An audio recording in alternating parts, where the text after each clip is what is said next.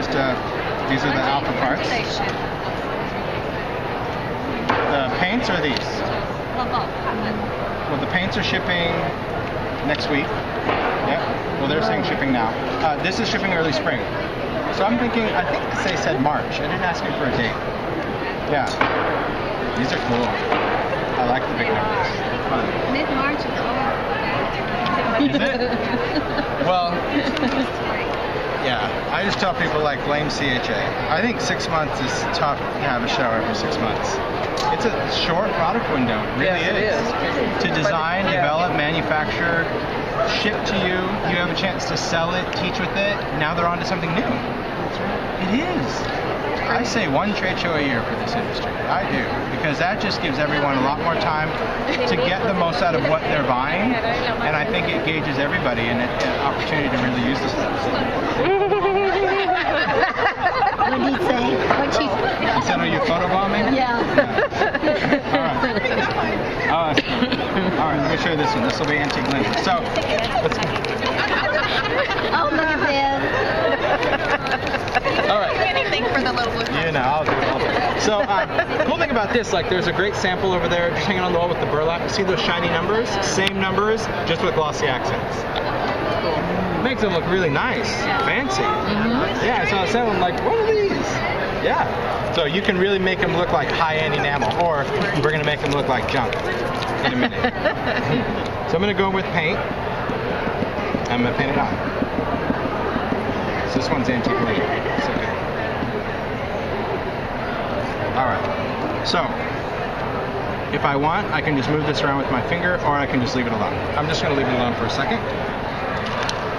I'm going to start drying it. I don't have to heat it. I could let it air dry. I always like to tell people that because I don't want anyone to think that, oh my gosh, I have to use a heat tool or whatever. You don't. You can just let it air dry. But you can start to see it. I mean, you can see how it's going from that shine to the matte. That's how you know how much it's drying. So we do want it to dry. We want it to dry a little bit, but not completely. You see what I mean? What, like sticky or tacky? Just so you can see, like, see if I move, you can see a little bit of shine. Yeah, I see it. Okay. And then I'm just going to go in just with a dry cloth, and I'm just going to lightly buff over it. There's no water on here. I'm not pressing. I'm just kind of going over there in areas. Yeah. Nice. Yeah, you're good. Just gives it a whole different look. That's right. Yeah, it's really Make your own cool. antiques. It's a great little chippy look. And then if I just get a little bit of water, I can go in and I can clean up some of this, but it's not going to come off because remember, this is going to be permanent. So that's just going to bring up a little bit more of that black. But that's it. Yeah. And if I want to go with more paint, like let's say you hate this, and we want to go with another color, we can go with another color and do the same thing again. Because it's paint. It's okay.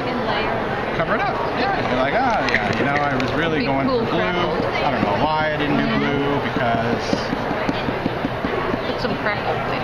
it's blue. It's fun. So you get that effect like grandma's old dresser. It's like just chippy paint. Painted. Milk paint, which is milk paint. Like I said, that was my inspiration for this product. That's where we started. We got some milk paint. Yeah, milk paint. It's like, they take like, usually it's a pigment powder, and they would mix it and they would have this great kind of viscosity of like milk, and it would go on furniture, and it would act like a stain, but it was really a paint because of its opacity. Yeah, this is one that like, you'll get used to it when you do it. You always have to look at it because if it were just to dry completely, that's what it would look like. But then you could put another layer and go through. So here now we're going to get a whole new Now you're going to look. get a little bit of that antique linen through there too. Yep. And I mean, I'm like really working this if you want to rub it off while it's wet, so you can peel off more areas. And then you can say, oh, but now I want to go back and I want to add a little bit of this just to areas.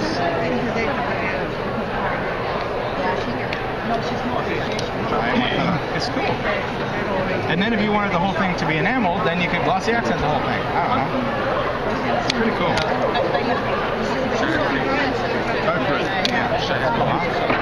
There you go. Something very short. Start on two.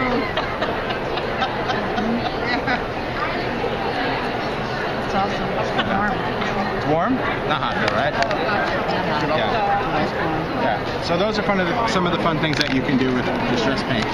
Really has a lot of versatility. I mean, we're putting this stuff over so many things. We're putting it over crackle paint. So if you like distress crackle, you can go over things with rock candy, and then how we were going in with distress stain over the crackle, you can go over the same thing with the paint. Because it's fluid enough to go into the cracks, allows you to blend it and rub it into the crackle, but then wipe it off before it dries. Yeah. Do you sell it by the gallon? Not yet. Really? Yeah, no. Furniture? Yeah, no, it'd be great on furniture. Wouldn't it It'd be be unreal. awesome? Yeah, what it can do on that. Oh. Yeah. And just even the ability